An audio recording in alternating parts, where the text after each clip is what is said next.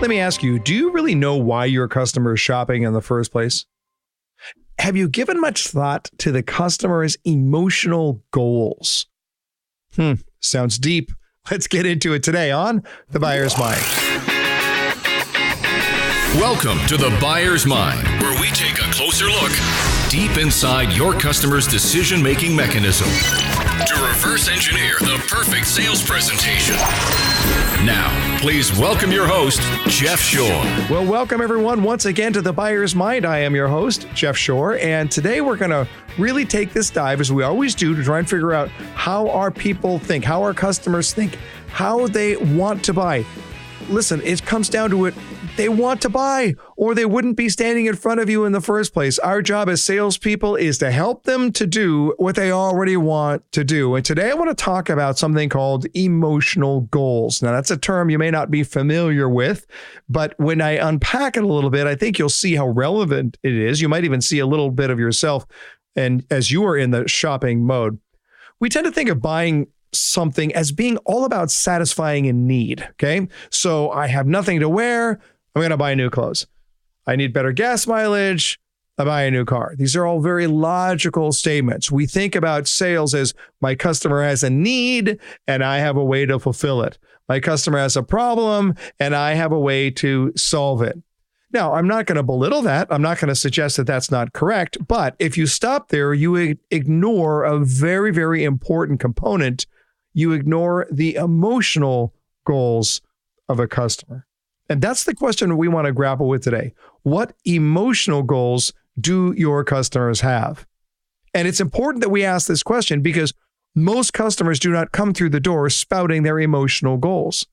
The emotional goals are hidden. The emotional goals tend to be a little bit more secretive. So, for example, a guy wants to buy a new television for his bonus room, okay? He had a 40-inch screen in there, but this is way too small. He wanted something much larger to be able to watch football games. Just going to assume the guy's a big football fan. Now, how large? How big of a television should he get? Now, the answer is as large as possible without it looking ridiculous. All right. Now, why? Why does he want a large television? Well, there are plenty of good reasons, right? He could justify it as people ask him, as his spouse or significant other or his friends or anybody else. When he's going to tell them, I want to get a bigger television. Well, why? He's got his reasons lined up. Well, I want to see the action more clearly. I want to be able to watch the television while I'm working out on the far side of the room. And I want to be able to experience more a theater-like quality when I'm watching a movie. Now, these are all legitimate reasons. We want higher resolution. We want, the latest connectivity. There's nothing wrong with any of those things. But it's possible that there are a few more reasons, hidden reasons. He wants to casually brag to his friends. He wants to feel like he has arrived, that he's enjoying some of the finer things in life. He wants to justify his hard work. He wants his friends to come over and watch the game with him while they ooh and ah at the big screen. He just wants to feel good while he's watching television. Now, look, those emotional reasons, the reasons that we purchase based on emotion, are typically far more hidden, but they are also more powerful.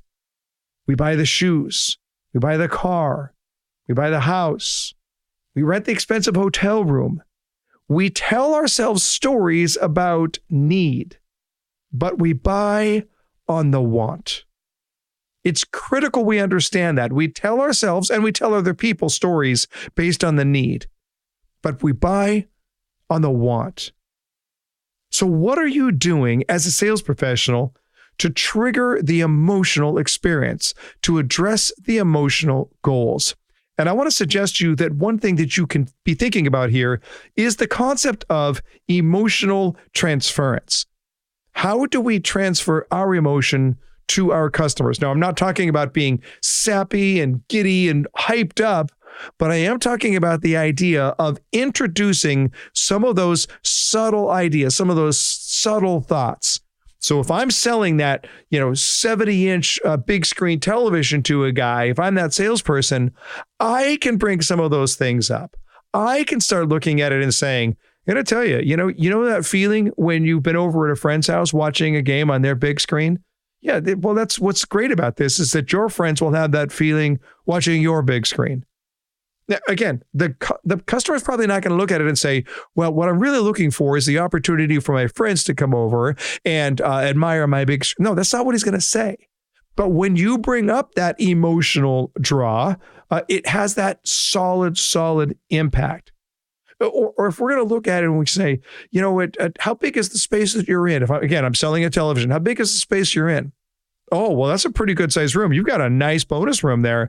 Yeah, I can see why your 40-inch television wouldn't be there. You want to feel good about the spacing and the size of the room and making sure that the television is really in a place that deserves that much space. You want to have a television that really suits that room. You got a great room and now you got a great television. Now, what's interesting about that is that it sounds like I'm talking technically, right? The size of the television should match the size of the room. And that's true.